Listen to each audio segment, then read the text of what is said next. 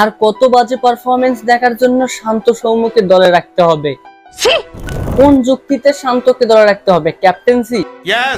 একটা কলা গাছকে যদি মাঠে দাঁড় করিয়ে রাখা হয় এবং মাহমুদুল্লাহ এবং সাকিবের বুদ্ধিতে যদি পরিচালনা করা হয়, শান্তর চাইতে ভালো পারফরমেন্স দিবে ওই কলা গাছ। তাহলে বুঝেন শান্তকে কেন দলে রাখা হচ্ছে।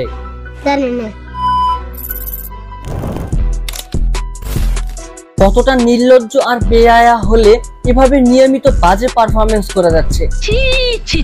তার কি লজ্জা শরম বলতে কিছু নাই যে দুইটা ম্যাচ খারাপ খেলি, একটা ম্যাচ অন্তত ভালো খেলি?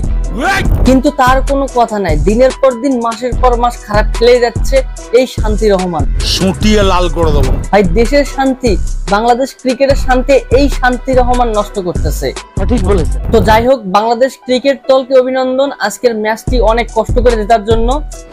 ঠিক আছে, বেশি এক্সাইটেড হওয়ার দরকার নেই। বাংলাদেশের বোলিং লাইন বরাবরই ভালো করতেছিল অনেকদিন থেকে এবং আজকেও অনেক ভালো করতেছিল, যদিও বা সাকিব একটু মার খাইতে ধরছিল।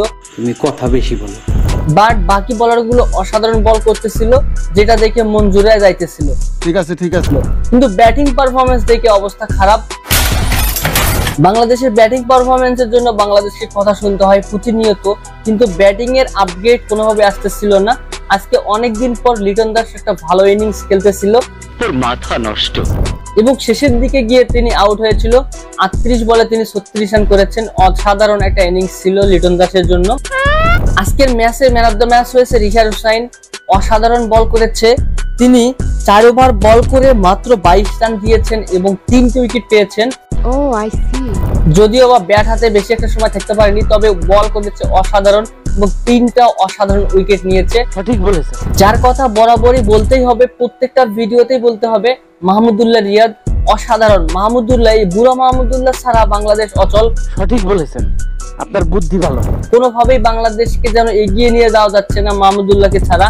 এই মাহমুদুল্লাহকেই না কত কাহিনী করে বাদ দেওয়া হয়েছিল, এবং সেই মাহমুদুল্লাহর পারফরমেন্সে আজকে বাংলাদেশ জিতলো।